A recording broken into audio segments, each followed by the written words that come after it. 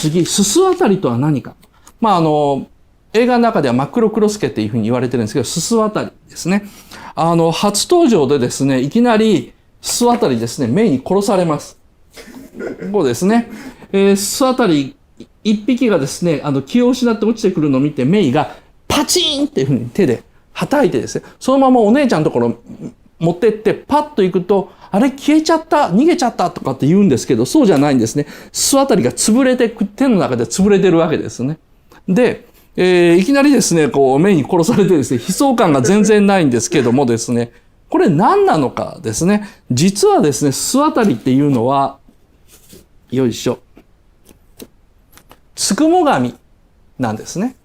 つくも神っていうのは人間が生活することによって生まれた、妖怪みたいなもん。これも妖怪じゃないんですけどもですね、茶碗や下駄が人に使われることで、命のようなものがを得て妖怪みたいな存在になった。命のようなもの、妖怪みたいな存在だからやっぱり命じゃないし妖怪でもないんですね。室町時代の文献でですね、つくも神器というのがあるんですけど、その冒頭に、陰陽雑記という書物が出てくると。陰陽雑記という書物によればっていうです。もう陰陽雑記が残ってないんですよ。なので陰陽雑記という書物によれば、作られてから100年経った道具には魂が宿り、なんかこう、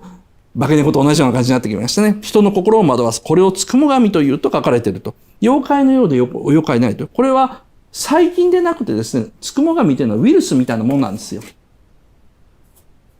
これは高校とかで習うですね、バクテリアファージのですね、模式図ですね。電子顕微鏡で見ても本当にこんな形してるからですね、こういうウイルスというですね、やつがいるんですが、このウイルスっていうのは生物のようで生物でないですよ。で、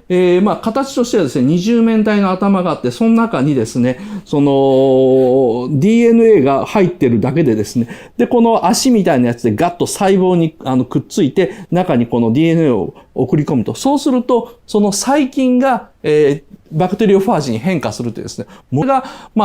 ウイルスというです。だから、ウイルスと細菌っていうのは違うと。細菌が生物であれば、ウイルスっていうのは、どちらかというと機械に近い。ですけども、これがですね、そのつくも神じゃないかなというふうに思います。妖怪ではなくて、妖怪のウイルスみたいなもんですね。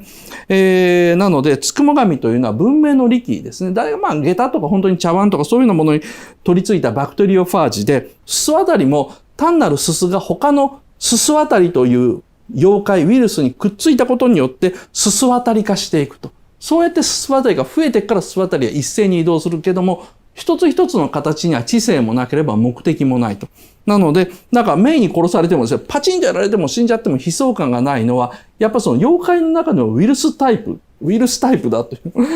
ウイルスだというのを僕が勝手に言ってるだけなんですけども、明らかにつくも神でありましょうというふうに思います。ですね。じゃあですね、す渡りは、これもですね、やっぱ水木妖怪に対してですね、すべてを人格化してですね、目的とか動機を与えてしまう水木妖怪に対してですね、そうじゃないだろう、妖怪っていろいろあるだろうっていうですね、回答であってですね、宮崎駿流の、つくも神ではないのかっていうのがす渡りだと思います。岡田敏夫の YouTube を見てくれてありがとうございます。毎晩ですね、だいたい夜の7時ぐらいに新作動画を配信していますので、ぜひぜひチャンネル登録よろしくお願いします。ではではよろしく。